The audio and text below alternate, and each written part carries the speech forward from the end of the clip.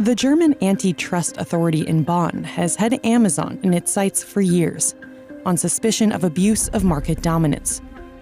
At the end of January 2024, a former Amazon manager was prepared to testify about Amazon's methods. Her statements had the potential to have far-reaching consequences. If Amazon finds out, and there is that risk, that's what really scares me. Amazon has long faced criticism in the US as well. The FTC filed a comprehensive antitrust lawsuit against the retail giant in 2023. Our investigation uncovered that Amazon's illegal practices were actually raising prices for consumers. German online retailers also believe that Amazon's business practices are driving up prices. Amazon has clearly told us that we shouldn't offer prices lower than Amazon's on any other platforms. This leads to higher prices online. Founded in the US, Amazon has become the world's largest online retailer. But is the consumer paying the price?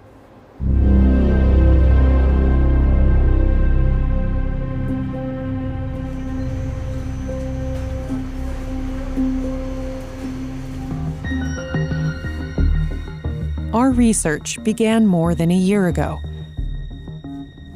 When sources leaked internal documents to us, they said confirmed the cunning methods Amazon uses to put pressure on vendors, penalizing those who do not play by Amazon's rules.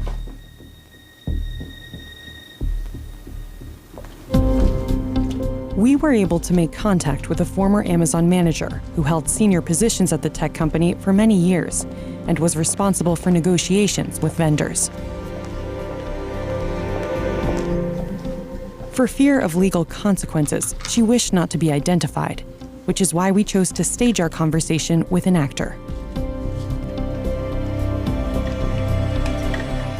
The former manager's statements offer insights into Amazon's inner workings. Amazon has very sophisticated mechanisms. I was involved in some of them because I was what's called a negotiation bar raiser, which means I excelled at very effective negotiation techniques. We then built these techniques into tools that everyone can use. I can name quite a few. The former Amazon negotiation expert now considers many of these tools to be questionable. She also believes these methods make products more expensive for consumers. Amazon is not interested in offering customers a good price. Its only interest is taking business away from competitors. But how far is Amazon prepared to go? Christian Pietsch owns one of Germany's biggest leather goods producers, Gusti Leder. He founded the company in 2009. Can we make this not as thick that we, yes, like this is better. Online sales are important for his business. Is it okay and fitting to the outfit, or would you change it? At first, he generated around 90% of his sales through Amazon alone. But now, the effort that demands is increasing. The photo shoots need to be much more elaborate, with more attention to detail, because the competition on Amazon has become so much fiercer.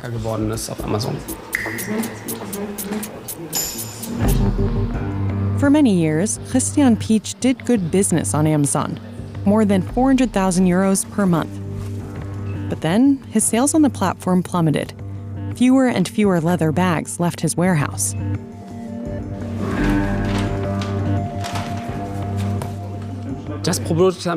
For example, we sold a lot of this product last summer on Amazon, and then sales for this particular product just collapsed. We sold around 400 pieces per month last summer, and now we're selling around 80. He noticed that products listed under the Gusti Leder name were from other manufacturers and not his own. A possible explanation for the drop in sales.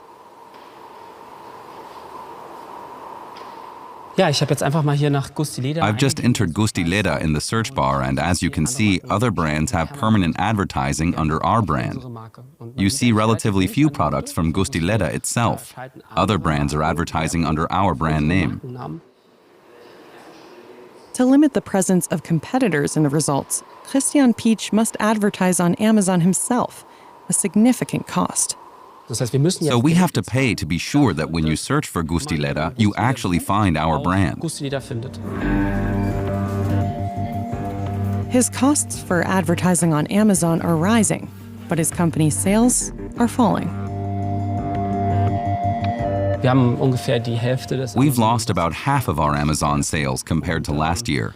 That's a scary situation. Mir halt sehr Angst. Pietsch doesn't know if his sales will increase again, which poses a dilemma. Und das führt dazu, dass wir Unfortunately, this means that we'll have to charge higher prices for our products at some point. This doesn't mean the products are better, but that the high cost of marketing on Amazon is driving up our costs and our prices. dass wir unsere Preise erhöhen müssen. Are customers paying more for Amazon than for the actual product? Product and staff costs don't account for most of Gusti Leder's expenses. It's Amazon that makes up the lion's share, some 56%. It's commissions, ever-increasing fees for long-term storage or returns, and advertising. And the team still has to fight constantly for visibility on the Amazon platform. Im Endeffekt haben wir jetzt So we most likely lost the buy box because we're offering a discount on Otto. günstiger anbieten. Yes, because we've been running a sale at Otto. If we want to raise prices on Amazon to sell profitably, we must stop running sales on the other platforms, or at least raise prices there. And if we do that, we may have to raise prices on our website too.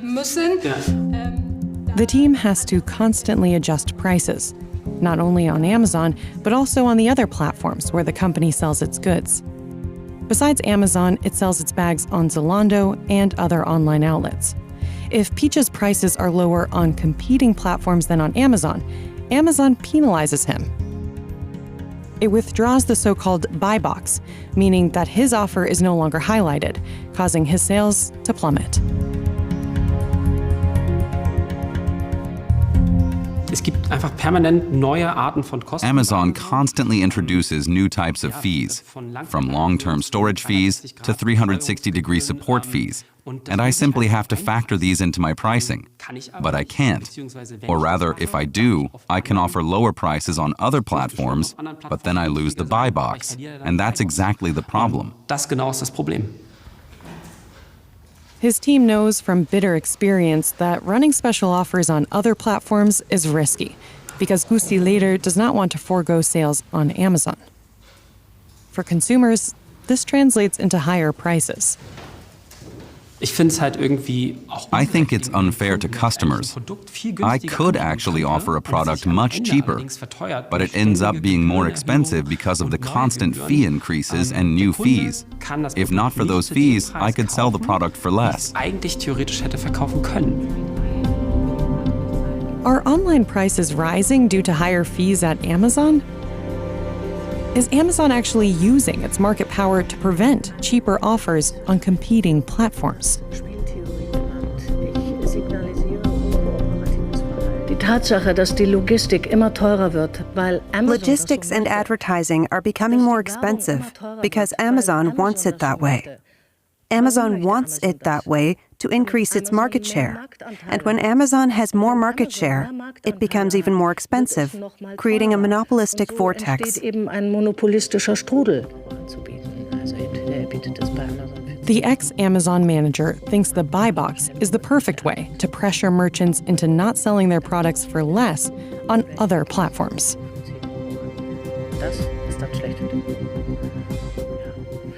Amazon says their tool is designed to offer customers the best possible price. But we know that's not the case. Because if it were, Amazon wouldn't pull the buy box if a vendor offered a cheaper price elsewhere. But that's exactly what happens. And that's why this argument doesn't hold water. These are serious allegations, as Amazon would thereby be impeding price competition. After all, the platform promotes itself with low prices. Amazon argumentiert, wir machen das zum Schutz der Amazon Kunden. argues that this protects customers. But then what can the seller do? They can't afford to offer it for 10 euros on both platforms. So they either offer it only on Amazon for 10 euros, which strengthens Amazon's market dominance, or they don't offer it anywhere for 10 euros, which is bad for customers. Either way, Amazon wins. We show the former Amazon manager's statements to antitrust lawyer Professor Thomas Hübner. He knows the questionable methods used by large tech companies and has already successfully sued some of them. Der Verbraucher muss verstehen, dass Amazon nicht die günstigsten. Consumers need to understand that Amazon doesn't have the cheapest deals. Its system is explicitly designed to become more expensive. Other platforms are forced to become more expensive too, because merchants have no choice but to follow suit with their prices. We went to Brussels to meet data analyst Margarita Silva. She researches the dominance of tech companies for an NGO and has been studying Amazon for more than 10 years, analyzing its statistics and financial statements. She's found that Amazon has continuously increased its fees and commissions. Interestingly, advertising revenue has also risen sharply in recent years. For Amazon, advertising is a super interesting revenue stream because it's basically a collateral. They already have the platform, they already have the structure, they have the data-led structure, so it's actually really minimal risk investment and really minimal investment as well. And what we see is really that there's a turning point around 2016, 2017, whereby Amazon is basically substantially increased the amount that it gets from advertising. We could see that it's basically exploded, no? You can see that in 2017 it had only 0.3 billion of income in advertising, and now it's grown to 5.4. And we know already that in 2022 it went even further up. And of course, here you can see as well that Germany is one of the big drivers of the revenue. As part of her research, Margarita Silva talks with various marketplace vendors. They all report steadily rising commissions and fees. Some now regret signing up with Amazon. They didn't like the experience of being on Amazon. They said things like Amazon is no friend of small businesses. They talked about the pressure to spend more and more and more on advertising, and that they felt like they were hamsters on a wheel, just trying to keep velocity up on their sales. And it's really quite a non-forgiving place to be a seller on. She believes antitrust authorities have given Amazon far too much leeway. The family-owned Betzold company, based in Ellwangen in southern Germany, has been making products for schools and kindergartens for 50 years. Recently, Ulrich Betzold, its managing director, relocated production from China back to Germany. He's increasingly focusing on sustainability. These trays, for example, are made from special wood fibers. We produce these material trays. They can be used for preparing craft projects or in biology class. They're available at our online shop and on Amazon, for example, on many sales channels and in countless stores. They're one of our most popular products. Betzold has been selling its products on Amazon for about 10 years. The company handles most Amazon orders at its own logistics center. Betzold's wood fiber trays are a top seller on Amazon.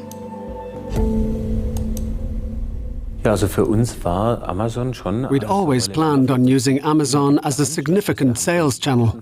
We established proper profit margins, and things are working well. We earn profits at Amazon that are like those we achieve at other sales channels because we set our prices accordingly. Amazon has also recognized that Betzold products sell well on the platform. They have already inquired several times whether he would sell his products directly to Amazon. He would then no longer be just a seller on Amazon, but a vendor supplying Amazon directly. But Betzold doubts whether this would work. Man könnte so sagen, being both a vendor and a supplier at the same time makes no sense, because I would actually be competing with my own products. Who would get the buy box? It's possible customer satisfaction would be even higher with Amazon than with us. If I'm Amazon and I'm competing with someone else, in this case with my own products, I would give myself the buy box. Maybe that's how Amazon would do it. Also ich würde mir selbst die Buybox auch geben. Vielleicht macht Amazon das auch so. On the other hand, the arrangement could increase his sales on Amazon. But would Betzold, now a vendor, become dependent on the retail giant? Amazon has steadily expanded its market power in recent years. The German Antitrust Authority is responsible for protecting consumers from market power abuse. Its president, Andreas Mund, is convinced his agency has already done much to rein in Amazon. Wir haben natürlich Möglichkeiten, Verhaltensweisen abzuschalten. We have ways of prohibiting certain behaviors and have done so several times. In 2013, we were one of the first competition authorities worldwide to take action against Amazon. At that time, it was about the so-called price parity clause, which stipulated that Amazon merchants were not allowed to sell their products anywhere else at a lower price. We banned that practice at the time. But how effective has this ban been? Isn't Amazon circumventing the ban on the price parity clause by withdrawing the buy box? Competition regulators have been researching this question for 5 years now, with no result so far. Perhaps our research could turn the tide. After all, the Amazon insider statements provide concrete evidence of how the company is abusing its market position. This harms fair competition, according to antitrust expert Thomas Hübner. Wenn man sich vergegenwärtigt, wie groß Amazon... When you consider how big Amazon already is, the role it plays, how much money is spent on Amazon, and how many transactions are carried out on this platform, there can hardly be anything more important than ensuring fair competition. I can't understand why it continues to take so many years to establish firm regulations on such a major issue. Bis klare Fronten geschaffen werden. Amazon is also under pressure in the US. In September of 2023, 17 states joined forces with the antitrust regulator, the Federal Trade Commission, or FTC, to file a 172-page lawsuit against Amazon. The case focuses on the use of the buy box. The state attorneys general accuse Amazon of being a kind of monopolist. They allege that the company harms competition and customers, uses unfair strategies and methods to maintain its power. But above all, they say Amazon punishes sellers who offer lower prices on other platforms. Our investigation uncovered that Amazon's illegal practices were actually raising prices for consumers in ways that if you had more competition that Amazon hadn't squashed, consumers would be even better off. The EU recognized the danger of diminishing competition years ago and enacted the Digital Markets Act. It's intended to protect consumers from the market power of large tech companies and has been in force since March 2024. In September 2024, we attended an event in Brussels where experts discussed the law's effectiveness. Among them, Fiona Scott Morton from Yale University in the US. She considers the Digital Markets Act to be an important step towards regulating tech companies. The competition expert had long warned that Amazon would control prices with its market power and controversial tools. What we as consumers need to understand is the following, that when you are a platform, if you insist that the vendor may not set a lower price on any other platform, then the platform with the highest fees sets the highest price, and the vendor is unable to go to the lower fee platform and have a lower price there. And the result of that is that we get higher prices in the market overall. So this really stops entry and stops competition for lower prices and lower costs, and that's very harmful to consumers. We confronted Amazon with our findings. We were particularly interested in Amazon's buy box policy. We wanted to know why, despite the new EU law, retailers still lose the buy box if they offer their products at lower prices on competing platforms. Amazon's response was evasive. Amazon merchants set their own product prices in our store. We want customers to find competitively priced products whenever they shop on Amazon. Ultimately, Amazon determines what constitutes a competitive price. Last July, we were in Frankfurt at Europe's largest cycling trade fair. Among the vendors there, Ortlieb, a specialist in waterproof bags and backpacks.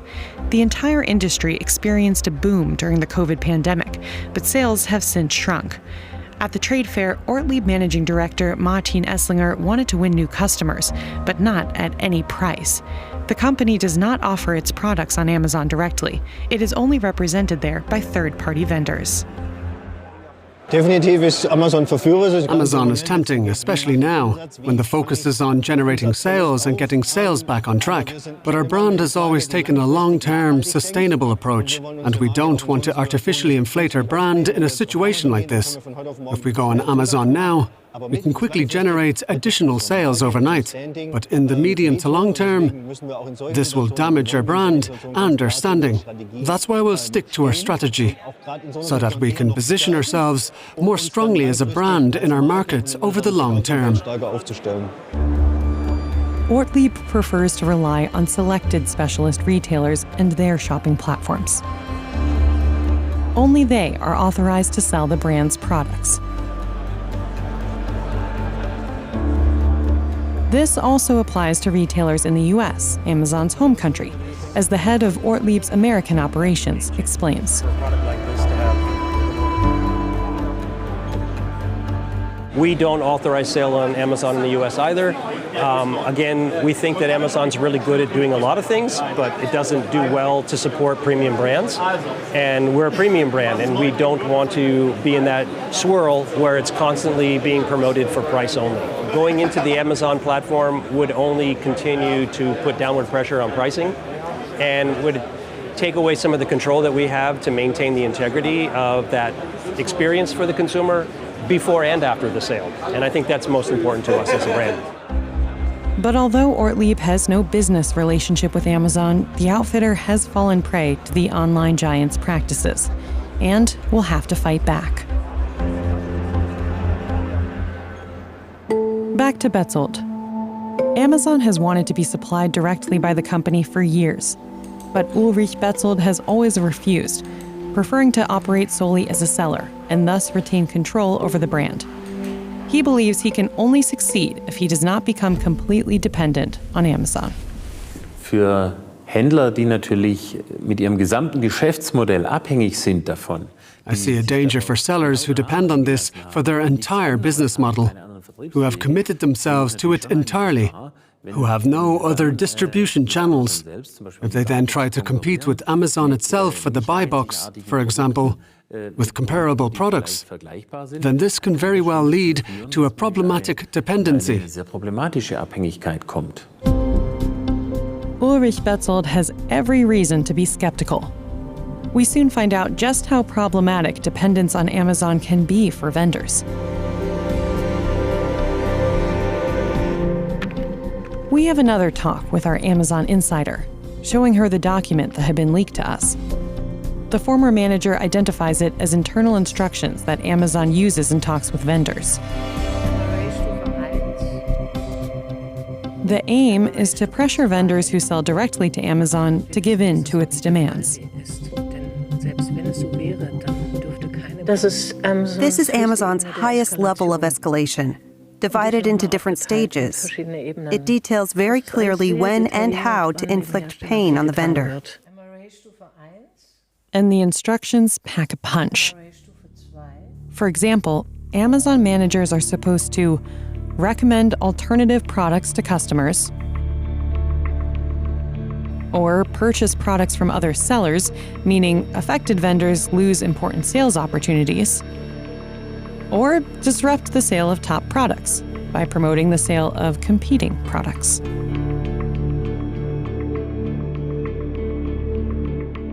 If this happened in real life, they would torture the vendor in small increments until they saw the company was cracking.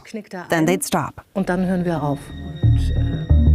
She herself used such a catalog of measures against manufacturers. Known at Amazon under the term MRA, short for Metrics, Reporting, and Analytics, they cause vendors to experience a sales crash and massive losses.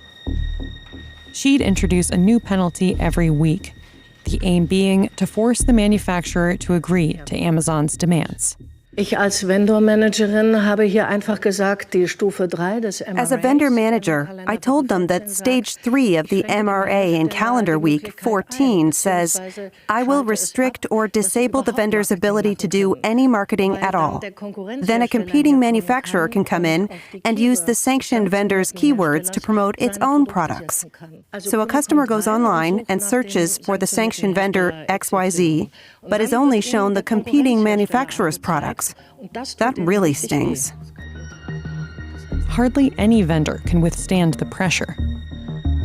Amazon uses an algorithm to constantly monitor product prices on competing platforms. If Amazon discovers that a product is being offered at a lower price elsewhere, it follows suit and matches the price.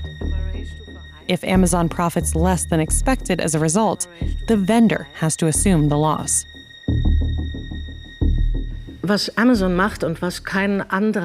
What Amazon does and no one else can do is put pressure on the big players. They say they've had to match MediaMarkt and lost 20,000 euros in the process. Now they want that money from you. In offline retail, sometimes MediaMarkt is cheaper, sometimes another producer is cheaper. And everyone is happy. But Amazon goes in and price matches every single vendor. And then says, we'll always be the cheapest and you're going to pay for it. We asked Amazon whether there is such a catalog of measures called an MRA. Amazon replied that, like all retailers, Amazon negotiates with its suppliers. This common practice promotes healthy competition throughout the German retail market. We make every effort to reach mutually agreeable arrangements with suppliers and build long-term, sustainable relationships. In other words, Amazon doesn't dispute using a catalog of measures, but it doesn't disclose how often these measures are used.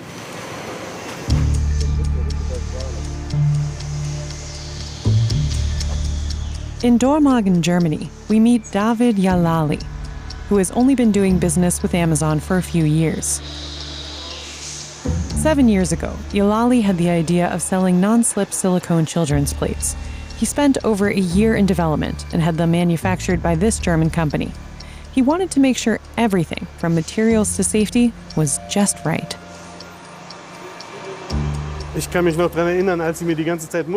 I remember when you kept sending me samples, and I said it wasn't ready yet, because it would crack if you bent it. It took a lot of development work. But we managed it after a lot of trial and error. David Jalali started selling his plates on Amazon, and they sold very well.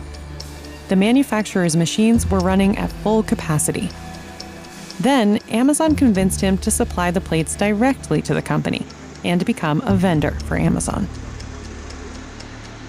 Of course, you're delighted when Amazon writes to you directly to include you in its vendor program. You're euphoric because you think it will lead to lots of sales and you'll no longer have the challenge of selling directly to end customers, because Amazon will do that for you. Ah, I see the plates. David Jalali accepted the offer and joined Amazon's vendor program. From that point on, not only did he sell his silicone children's plates, but Amazon did too. At first, it worked well. Amazon ordered large quantities of the plates. But Amazon's conditions were demanding. The company requires high profit margins. Jalali was left with very little. Ultimately, the vendor program was not worth our while. We only seemed to incur costs. And regardless of how much we sold, We never seem to generate any profit. On top of that, producers from China suddenly started offering similar plates on Amazon. They had copied his products. Now David Jalali is sitting on a mountain of silicone plates and debt. His only option is to sell his stock. We still sell a few plates via our website, but not in the volume we sold before. Now we might sell 10 plates a month. And on Amazon? Nothing on Amazon. The promising sales partnership with Amazon came to a quick end. What experiences have other vendors had with Amazon's measures? We asked major brand manufacturers, all of which sell their products to Amazon, if they had experienced any of the sanctions listed there.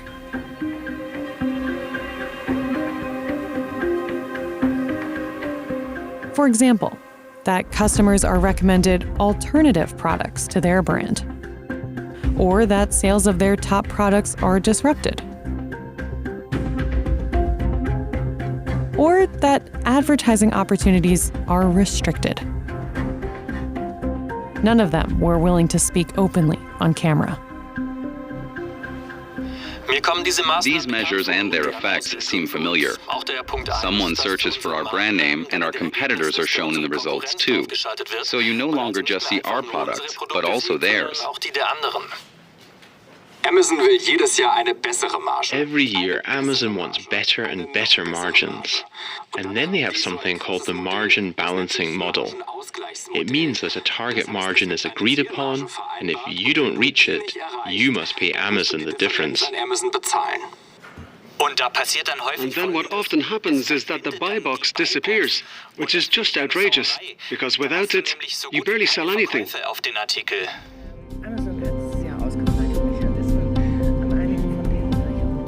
The Amazon insider has repeatedly seen how hard these measures hit vendors.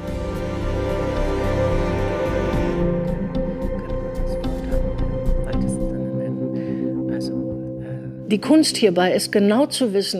trick here is to know exactly which mechanisms will cause the most pain to the vendor.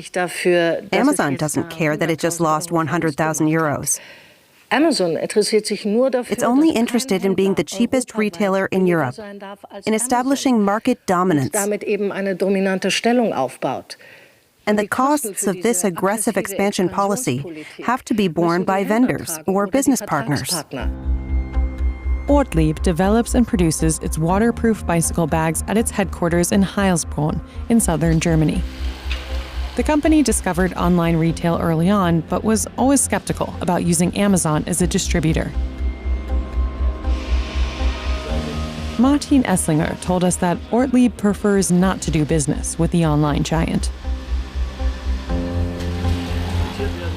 We're confident that we have established the brand's desirability and profile to such an extent that we can successfully showcase it even without Amazon.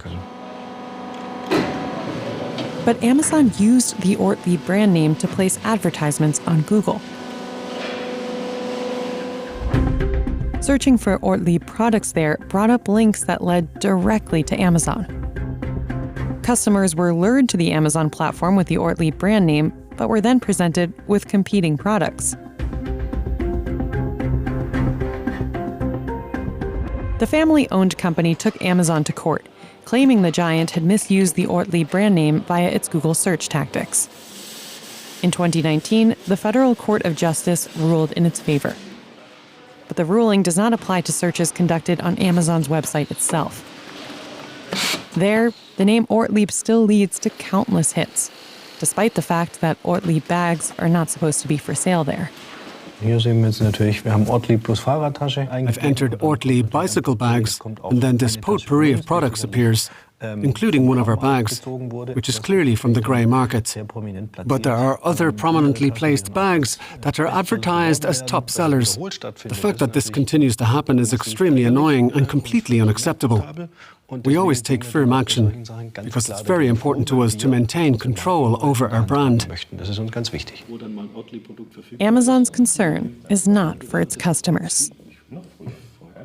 Wenn man mal schnell bei Amazon hochschießt, if your sales shoot up quickly on Amazon, you become dependent. At the end of the day, it's all about boosting Amazon's profits and not about finding the best option for the consumer. Die beste Option für den Endverbraucher wäre.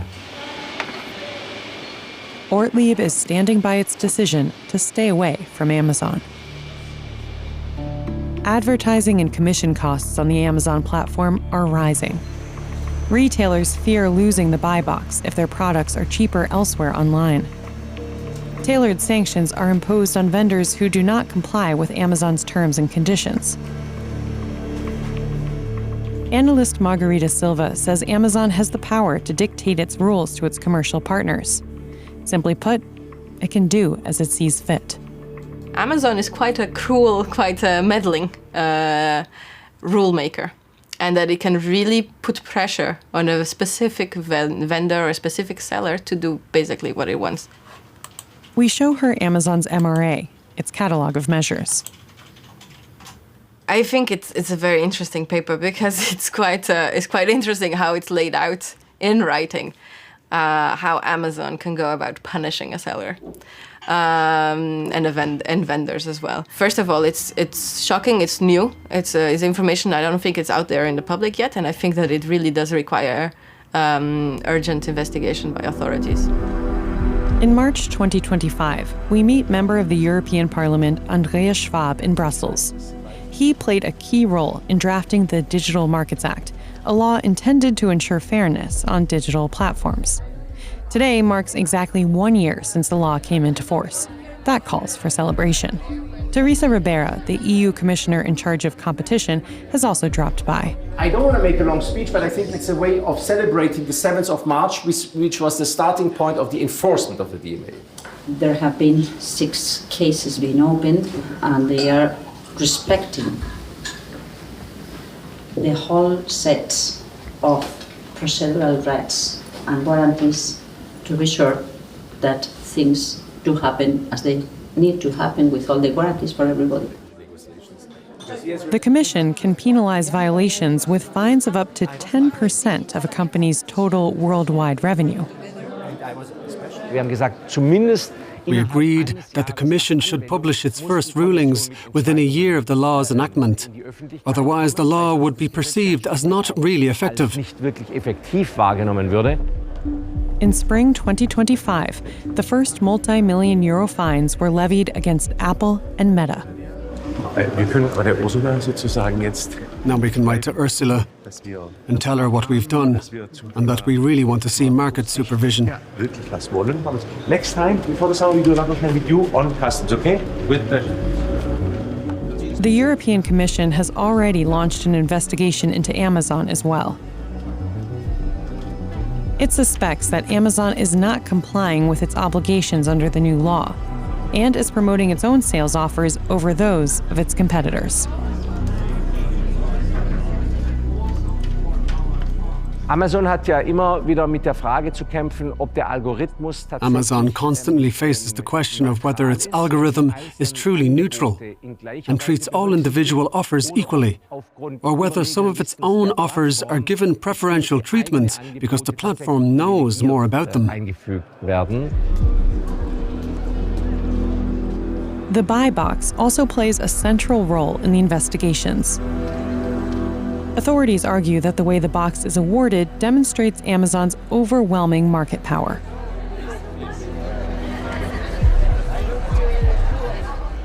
The problem with Amazon is that the market concentration on this one platform and the skyrocketing transaction figures there mean its prices are significantly less flexible than they could be on smaller platforms. And that's a mistake. It's a lack of real competition, something we're trying to address with the Digital Markets Act.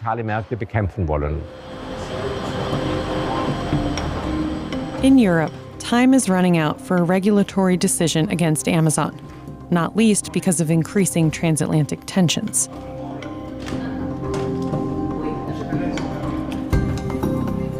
At Gusti Leder, Christian Pietsch has reduced his dependence on Amazon by employing a very traditional method. The entrepreneur has now opened 34 bricks-and-mortar retail stores and plans on opening more. There, he can offer his products at lower prices than online because he doesn't have to worry about Amazon's fees. The new approach is clearly working.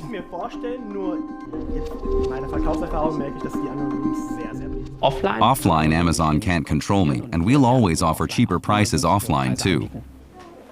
Thanks to his marketing efforts, his sales on Amazon have also risen again, but his profits remain low. If we're lucky, as we can see here, we end up with a profit of 5,000 to 6,000 euros. And that's simply not normal. It's so crazy. One physical store makes more profit than a brand's entire sales channel. Revenues may not be as high here, but the profit that remains for our brand is significantly higher than what Amazon's sales channel generates. Christian Peach has believed for some time that merchants and customers pay a high price for their presence on the Amazon platform.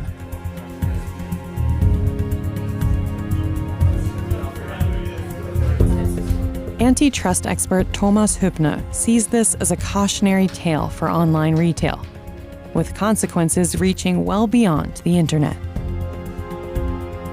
Das System, das wir hier kennengelernt haben, hat sehr perfide Folgen. The system we have seen here has very dangerous consequences.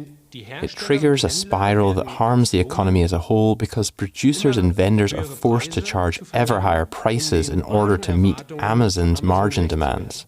At the same time, it leads to the profits generated here being siphoned off to Amazon, with the result that the entire economic output drains away from Germany to Amazon. Von Deutschland hin zu Amazon. The German Competition Authority is continuing its investigation into Amazon. Testimony by the former manager we spoke to had the potential to offer authorities crucial information. But just hours before her scheduled appearance, she backed out, fearing her open testimony would lead to reprisals. If Amazon finds out, and there is that risk, they'll take action against me. And that's what really scares me, the backlash.